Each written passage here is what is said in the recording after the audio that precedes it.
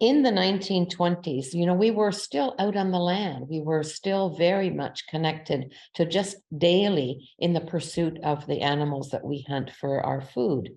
But then almost overnight, we became fur trappers to meet the global markets for fur in those days. And that was the beginning of the shift of a way of life that happened almost overnight.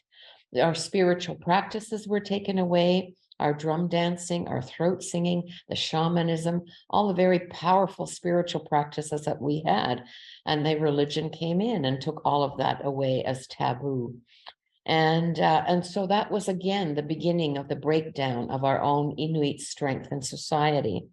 In the 1980s, we realized that toxins coming from afar through the weather patterns were starting to poison our country food, not of our doing, but from very far sources of byproduct of industry, and pesticides were making their way through the weather patterns. And when they deposited in the Arctic sink, it was too cold to go back up in the air and move on somewhere else. So they bioaccumulated and really in high concentrations in the waters where our marine mammals live. And we are great eaters and hunters of marine mammals because of the high nutritional value that keeps us warm. And I'll get into that in a minute because of the importance of country food. And so the nursing milk of our mothers were laden with these toxins. That's why we defended so staunchly our right to be cold. The human right aspect really plays into this very strongly, because it really is about changing the way we are as Inuit, and our right to health, our right to education, our right to safety, security, all of the rights that are already entrenched in international law were being minimized as a result of climatic changes and environmental degradation. The land and culture offers more solutions, I think, than most institutions can. And as I say, culture is our medicine. And I believe strongly that Indigenous wisdom is the medicine the world seeks in addressing these issues of sustainability and getting back on our feet. And rather than seeing us as just victims to globalization and to pollution and to climate change, that we can become the teachers if given the opportunities of respect and equality and equity on every front. But what the pandemic, I think, has done has broken open more widely the unresolved issues of racism and social injustices, not just in Indigenous communities, but in the Black communities as well.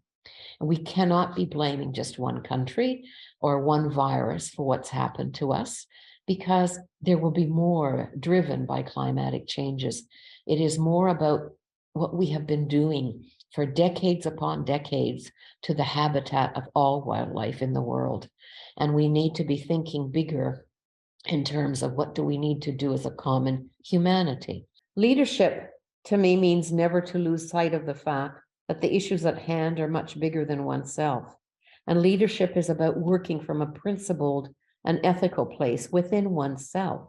And it is to model authentically and genuinely for others a sense of calm, a sense of clarity, and a sense of focus.